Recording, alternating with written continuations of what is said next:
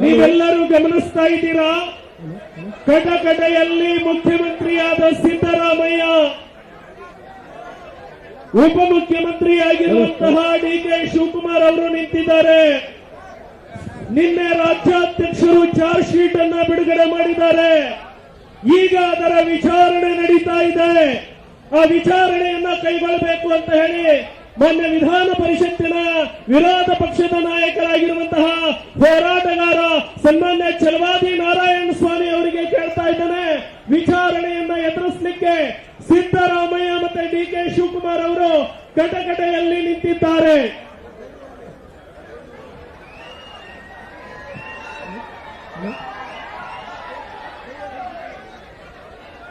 ಅಲ್ಲಿ ಮೈಕ್ ಇದೆಯಾ ಅವರಿಗೆ?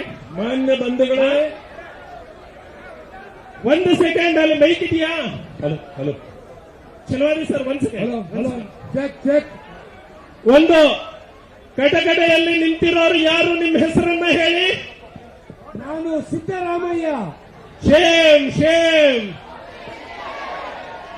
ಆ ಕಡೆ ಅವರಿಗೆ ಮೈಕ್ ಕೊಡಿ. ನಿಮ್ಮ ಹೆಸರನ್ನ ಹೇಳಿ. ಇನ್ನೊಂದ್ಸಾರಿ ಹೇಳಿ. ನಾನು ಡಿ.ಕೆ. ಶಿವಕುಮಾರ್. Shame shame. ವಿಚಾರಣೆಯನ್ನ ಛಲವಾದಿ ನಾರಾಯಣ ಸ್ವಾಮಿ ಅವರು. ಮುಖ್ಯಮಂತ್ರಿಗಳೇ, ಉಪಮುಖ್ಯಮಂತ್ರಿಗಳೇ, ಇದು ಜನತಾ ನ್ಯಾಯಾಲಯ. ಪ್ರಶ್ನೆಗಳು ಗಂಭೀರ ಇದೆ. ಸಮಯೋಚಿತವಾದ ಉತ್ತರವನ್ನು ಕೊಡಬೇಕು. ಇಲ್ಲ ಅಂತಂದ್ರೆ ಈ ಜನತಾ ನ್ಯಾಯಾಲಯದಲ್ಲಿ ನಿಮಗೆ ಚೀಮಾರಿ ಹಾಕತಕ್ಕಂಥದ್ದು ಎಚ್ಚರಿಕೆ ಇರಲಿ. ಸಿದ್ದರಾಮಯ್ಯನವರೇ, 5 ಗ್ಯಾರಂಟಿ ಕೊಡ್ತೇನೆ ಅಂತ ಹೇಳಿದ್ರಿ. ಹೌದು, ಸರಿಯಾಗಿ ಸಿಗ್ತಾ ಇಲ್ಲ. ಸುಳ್ಳು ಹೇಳಿ ಸರ್ಕಾರ ಮಾಡಿದ್ರಿ. ಈಗ ಜನತಾ ನ್ಯಾಯಾಲಯದಲ್ಲಿ ಸಿಕ್ಕಿ ಬಿದ್ದಿದ್ದೀರಿ. ನೀವೇ ಲೂಟಿ ಮಾಡಿದ 14 ಸೈಟ್ಗಳನ್ನು ವಾಪಸ್ಸು ಕೊಟ್ಟಿದ್ದೀರಿ. ಲೋಕಾಯುಕ್ತದಿಂದ ಕ್ಲೀನ್ ಚಿಟ್ ಪಡೆಯುವ ಪ್ರಯತ್ನವನ್ನು ಮಾಡಿ ಇಡಿ ಕೈಯಲ್ಲಿ ಸಿಕ್ಕಿ ಗುದ್ದಿಸಿಕೊಳ್ತಾ ಇದ್ದೀರಿ. ಹೌದಾ? ಓಕೆ, ಒಳ್ಳೇದಾಯ್ತು. ಮಾನ್ಯ ಡಿ.ಕೆ. ಶಿವಕುಮಾರ್ ಅವರೇ, ನಿನ್ ಪಕ್ಕದಲ್ಲಿ ಇದ್ದಾರಲ್ಲ ಸಿದ್ದರಾಮಯ್ಯ, ಅದೇನೋ ನೆಟ್ಟು ಬೋಲ್ಟ್ ಟೈಟ್ ಮಾಡ್ತೀನಿ ಅಂದ್ರಲ್ಲ, ಮಾಡಿದ್ರ? ಇಲ್ಲ. ಯಾವಾಗ ಮಾಡ್ತೀರಿ? ಅತಿ ಶೀಘ್ರದಲ್ಲಿ. ನೀವು ಉದ್ರೋಗ್ತಾ ಇರೋ ಚೇರ್ನ ನೆಟ್ಟು ಬೋಲ್ಟ್ ಬಿಚ್ತೀರೋ ಟೈಟ್ ಮಾಡ್ತೀರೋ? ಬಿಡ್ತೀವಿ. ಬೆಂಗಳೂರು ತನಕ. ಸರಿ, ಬಹಳ ಉತ್ತರ ಒಳ್ಳೆ ಚೆನ್ನಾಗಿದೆ. ಮುಖ್ಯಮಂತ್ರಿಗಳೇ, ನಿಮ್ಮದು ಟೈಟ್ ಆಗ್ತಾ ಇಲ್ಲ, ಎಲ್ಲ ಲೂಸ್ ಆಗ್ತಾ ಇದೆ. ಎಲ್ಲ ಸೇರಿ ಹುಷಾರಾಗಿ ಹೋಗ್ಲಿ ಬಿಡಿ. ನೀವು ಗ್ಯಾರಂಟಿಗಳನ್ನು ಸರಿಯಾಗಿ ತಲುಪಿಸಲಿಲ್ಲ. ಬೆಲೆ ಏರಿಕೆ ಮಾಡಿದ್ದು ಯಾಕೆ? ದುಡ್ಡು ಹೊಡಿಯಕ್ಕೆ. Shem Shem. ಸತ್ಯ ಒಪ್ಕೊಳ್ತಾ ಇದ್ದೀರಿ, ಅದರಿಂದ ನಿಮ್ಮ ಶಿಕ್ಷೆ ಕಡಿಮೆ ಆಗತ್ತೆ. ಸತ್ಯ ಒಪ್ಕೊಂಡ್ರೆ ಶಿಕ್ಷೆ ಕಡಿಮೆ ಆಗತ್ತೆ. ಮಾನ್ಯ ಯಡಿಯೂರಪ್ಪಾಜಿಯವರು ಮುಖ್ಯಮಂತ್ರಿಯಾಗಿದ್ದಾಗ ರೈತರಿಗೆ 4,000 ರೂಪಾಯಿ ಕೊಡ್ತಿದ್ರು. ನೀವು ಮಾತೆತ್ತಿದ್ರೆ ರೈತರ ಪರ ಅಂತೀರಲ್ಲ, ಅದನ್ನ ವಾಪಸ್ ಪಡೆದಿದ್ದೇಕೆ? ನಿಮಗೆ ಮರ್ಯಾದೆ ಇದೆಯಾ? ಏನೂ ಇಲ್ಲ ಅಂತದೆಲ್ಲ ಏನಿಲ್ಲ. ಅಯ್ಯೋ ಪಾಪ, ಎಲ್ಲ ಬಿಟ್ರೆ ಎಲ್ಲ 3 ಬಿಟ್ಟಾಯ್ತು. ಆಯ್ತು ಆಯ್ತು. ಇಂಥವರೇ ಬೇಕು ಈ ರಾಜ್ಯಕ್ಕೆ. ಪಾಪ ಜನ ಬಹಳ ಕಷ್ಟಪಟ್ಟು ನಿಮಗೆ ಓಟ್ ಹಾಕಿದ್ರು, ನೀವು 3 ಬಿಟ್ಟವರು ಅಂತ ಅವ್ರಿಗೆ ಗೊತ್ತೇ ಇರಲಿಲ್ಲ. ಇವತ್ತು ಗೊತ್ತಾಯ್ತು. ಜನ ತಿಳ್ಕೊಳ್ಳಿ ಇವರ ಈ ಕಾರ್ಯ ಚಟುವಟಿಕೆಯನ್ನ. ಮಾನ್ಯ ಮುಖ್ಯಮಂತ್ರಿಗಳೇ, ಹೋಗ್ಲಿ ಬಿಡಿ. ಈಗ SCP TSP ಹಣ ದಲಿತರಿಗೆ ಕೊಡ್ತೀರಿ ಅಂದ್ರಲ್ಲ, ಈ ಕೈಯಲ್ಲಿ ಕೊಟ್ರಿ, ಆ ಕೈಯಲ್ಲಿ ಕಿತ್ಕೊಂಡ್ರಿ. ನಿಮಗೆ ಯಾರು ಜಾಸ್ತಿ ಮಾಡೋರು ಯಾರು ಇಲ್ವಾ? ನಿಮ್ಮನ್ನ ಯಾರು ಕೇಳಲಿಲ್ವಾ? ಎಲ್ಲ ಮಾಡ್ತಾವ್ರೆ, ಯಾರಿಗೂ ಹೇಳ್ತಾ ಇಲ್ಲ ನಾನು. ಹೌದಾ? ಆಗ್ಲಿ ಬಿಡಿ. 39,000 ಕೋಟಿ SCP ಹಣನ ತಿಂದ್ರಲ್ಲ ಪರಿಶಿಷ್ಟ ಜಾತಿ ವರ್ಗಗಳದು. ನಿಮಗೆ ಮಾನ ಮರ್ಯಾದೆ ಇದೆಯಾ? ಆ? ಇಲ್ಲ. ಹೋಗ್ಲಿ ಬಿಡಿ. ಈಗ 4% ರಿಸರ್ವೇಶನ್ ಕೊಡ್ತೀವಿ ಮುಸ್ಲಿಮರಿಗೆ ಅಂದ್ರಿ. ಬಾಬಾ ಸಾಹೇಬ್ ಅಂಬೇಡ್ಕರ್ ಅವರು ಬರೆದಿರ್ತಕ್ಕಂಥ ಸಂವಿಧಾನದಲ್ಲಿ ಅದು ಅವಕಾಶವೇ ಇಲ್ಲ. ಇದನ್ನು ಎಲ್ಲಾ ಕೇಂದ್ರರು ನಿಮ್ಮ ತಲೆಯಲ್ಲಿ ಜೇಡಿ ಮಣ್ಣು ತುಂಬಿಕೊಂಡಿದೆಯಲ್ಲ, ಯಾರಿದನ್ನ ತೆಗೆಯೋರು? ಈಗ ಪರಿಶಿಷ್ಟ ಜಾತಿ ವರ್ಗಗಳು ಕೂಡ 2 ಕೋಟಿ ಕಾಂಟ್ರಾಕ್ಟ್ ಅಲ್ಲಿ ಕೊಡ್ತೀವಿ ಅಂದ್ರಿ. ಅವ್ರಿಗೆ ಮಾತ್ರ 4%, ಅದು ಖಂಡಿತವಾಗಿ ಕೊಡಬೇಕು.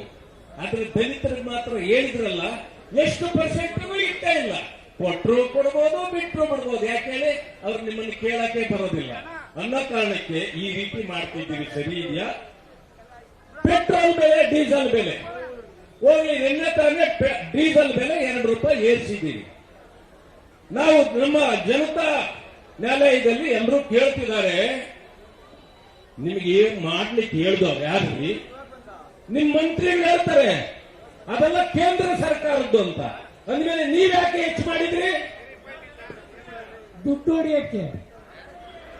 ನಿಮ್ಮ ಪಕ್ಕದಲ್ಲಿ ಒಬ್ಬರು, ಇನ್ನೂ ಅನೇಕರು ನಿಮ್ಮ ಕ್ಯಾಬಿನೆಟ್ ಅಲ್ಲಿ ಇದ್ದಾರೆ.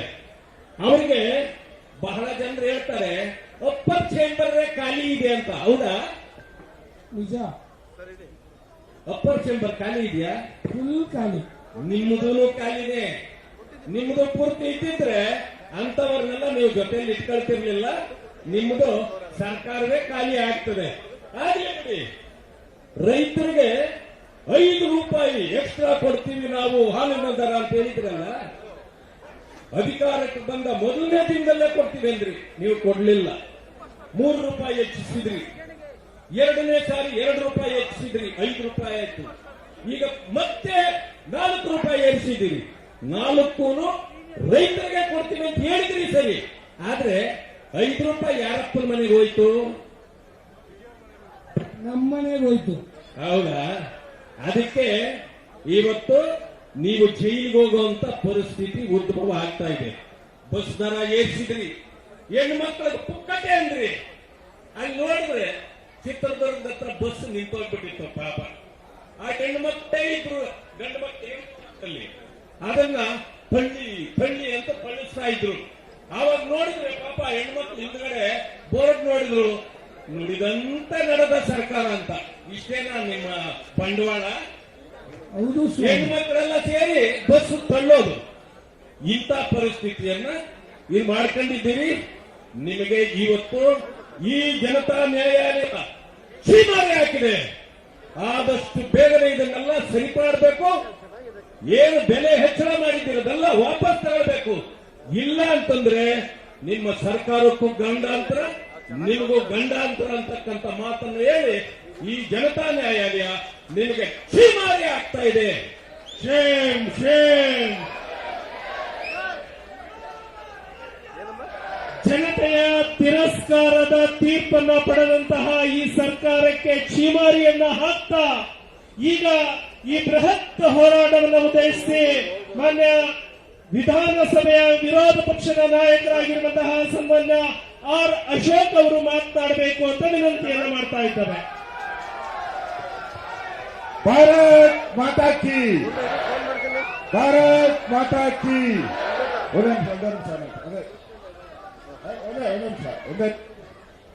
ಈಗ ಇಷ್ಟೊತ್ತು ಇಬ್ಬರು ಫೋಟೋ ನೋಡಿದ್ರಲ್ಲ, ಹೆಸರು ಕರೆಕ್ಟ್ ಹೆಸರು ಹೇಳಲಿಲ್ಲ ಅವ್ರದ್ದು. ಒಬ್ರು ಕಳ್ಳ, ಇನ್ನೊಬ್ರು ಮಳ್ಳ. ಒಬ್ರು ಮಣ್ಣಿಗೆ ದುಡ್ಡು ಮಾಡ್ತಾನೆ ಸಿದ್ದರಾಮಯ್ಯ, ಇನ್ನೊಬ್ಬ ಡೈರೆಕ್ಟ್ ಕಳ್ತಾನ. ಪರ್ಸೆಂಟೇಜ್ ಬೆಂಗಳೂರಲ್ಲಿ ಬಿಲ್ಡಿಂಗ್ ಕಟ್ಟಿದ್ರೆ ಪರ್ಸೆಂಟೇಜ್ ಇಷ್ಟು ಕೊಡಬೇಕು ಅಂತ ಹೇಳಿ ಅವರಿಬ್ಬರು ಇವತ್ತು ಸನ್ಮಾನ್ಯ ಯಡಿಯೂರಪ್ಪನವರು ನೇತೃತ್ವದಲ್ಲಿ, ನಮ್ಮ ರಾಜ್ಯಾಧ್ಯಕ್ಷರ ನೇತೃತ್ವದಲ್ಲಿ ನಾವೆಲ್ಲರೂ ಕೂಡ ಹೋರಾಟವನ್ನು ಮಾಡ್ತಾ ಇದ್ದೀರಿ.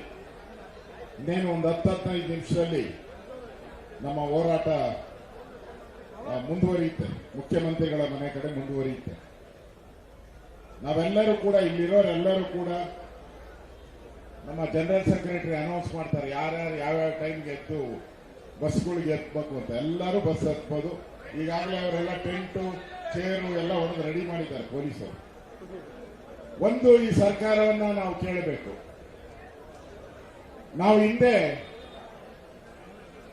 ನಾವೆಲ್ಲರೂ ಹಿಂದೆ ಎಣದ ಮೇಲೆ ದುಡ್ಡು ತಿನ್ಬೇಡ ಅಂತ ಹೇಳ್ತಾ ಇದ್ರಿ. ಎಣದ ಮೇಲೆ ಹಾಕ್ತಾರಲ್ಲ, ಸತ್ತಾಗ ಎಣದ ಮೇಲೆ ದುಡ್ಡು ಹಾಕ್ತಾರೆ, ಎಣ ಎತ್ತೋಗ ಎರ್ಸ್ತಾರೆ, ಅದನ್ನ ತಿನ್ಬೇಡ ಅಂತ ಹೇಳ್ತಾ ಇದ್ರಿ. ಈ ಸರ್ಕಾರ ಬಂದ ಮೇಲೆ ಡೆತ್ ಸರ್ಟಿಫಿಕೇಟ್ಗೂ ಹಣವನ್ನು ಫಿಕ್ಸ್ ಮಾಡಿ ಲೂಟಿ ಹೊಡಿತಾ ಇದ್ದಾರೆ. ಡೆತ್ ಸರ್ಟಿಫಿಕೇಟ್ ಎಣದ ಮೇಲೂ ಹಣ ಮಾಡುವಂತ ಸಿದ್ದರಾಮಯ್ಯ ಮತ್ತು ಡಿ ಕೆ ಶಿವಕುಮಾರ್ ಅವರನ್ನ ಇವತ್ತು ನೋಡ್ತಾ ಇದ್ದೀವಿ. ಪೆಟ್ರೋಲ್, ಡೀಸೆಲ್ ಏನೇನಿದೆಯೋ ಇನ್ನು ಕ್ವಾರ್ಟರ್ಗೆ ಬಂದಿಲ್ಲ. ಅವರು ಬೇಗ ಬರ್ತಾ ಇದೆ. ಯಾರ್ಯಾರು ಬಿಯರ್ ಕುಡಿತಾರೆ ಅವರೆಲ್ಲ 50 ರೂಪಾಯಿ ಎಕ್ಸ್ಟ್ರಾ ರೆಡಿ ಮಾಡ್ಕೊಳ್ರಿ. ಬಿಯರ್ ಕುಡಿಲ್ಲ 50 ರೂಪಾಯಿ ರೆಡಿ. ಇನ್ನು ಸ್ವಲ್ಪ ಕೋಲ್ಡ್ ಆದ್ಮೇಲೆ ಕ್ವಾರ್ಟರ್ ವಿಸ್ಕಿ ಮೇಲೆಲ್ಲ ಅದ್ರ ಮೇಲೆ 50 ರೂಪಾಯಿ ರೆಡಿ ಮಾಡ್ಕೊಂಡಿದ್ದಾರೆ. ಆಮೇಲೆ ನಿಮ್ ಟಾಯ್ಲೆಟ್ಗಳು, ಬೆಂಗಳೂರಲ್ಲಿ ನಿಮ್ ಟಾಯ್ಲೆಟ್ಗಳು ಇದೆಯಲ್ಲ ಗೊತ್ತಿದ್ಯಾ? ಜನರಲ್ ಟಾಯ್ಲೆಟ್ ಅಲ್ಲ, ನಿಮ್ ಮನೇಲಿ ಎಷ್ಟು ಟಾಯ್ಲೆಟ್ ಇದೆಯೋ ಅಷ್ಟು ಟಾಯ್ಲೆಟ್ ಕಸ ಎಷ್ಟು ಬರ್ತದೋ ಅದನ್ನ ಕೆಜಿ ಲೆಕ್ಕ ತೂಕ ಹಾಕಿ ಮನೆ ಕೆಜಿ ಲೆಕ್ಕ ಎಲ್ಲಿಗೆ ಬಂದಿದ್ದಾರೆ ನೋಡಿ. ಟಾಯ್ಲೆಟ್ಗೂ ಬಿಟ್ಟಿಲ್ಲ ಇವರು ಕಳ್ಳರು. ಅದಕ್ಕೆ ಕಳ್ಳ ಮಳ್ಳ ಅಂದಿದ್ದು. ಟಾಯ್ಲೆಟ್ಗೂ ಕಾಸೀಗ. ಈಗ ನಾವು ಧರಣಿ ಶುರು ಮಾಡಿದ ತಕ್ಷಣ ಡೀಸೆಲ್ ಆಯ್ತು. ಇನ್ನು ಮನೆಗೆ ಹೋಗೋದ್ರೊಳಗಡೆ ಬೆಂಗಳೂರವರಿಗೆ ನೀರಿನ ತೆರಿಗೆ ಕಾದಿದೆ. ನೀರಿನ ತೆರಿಗೆ ಈಗ ಬೆಂಗಳೂರಿಗೆ ಕಾದಿದೆ. ಇನ್ಮೇಲೆ ನಮ್ಮ ಅಶ್ವತ್ಥನಾರಾಯಣ ಬರ್ತಾರೆ ಹೊಸ ಮೀಟರ್ ಹಾಕಕ್ಕೆ. ಯಾವ ಮೀಟರ್ ಅದು? Smart meter.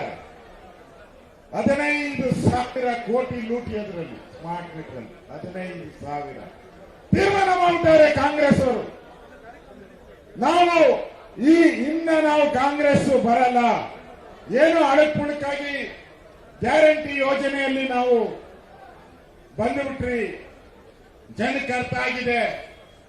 ಹೆಂಡತಿ ಹತ್ರ 2,000 ರೂಪಾಯಿ ಕೊಟ್ಟು ಗಂಡ ಹತ್ರ 5,000 ರೂಪಾಯಿ ಕೀಳುವಂತ ಸ್ಕೀಮು ಜನಕ್ಕೆ ಅರ್ಥ ಆಗಿದೆ.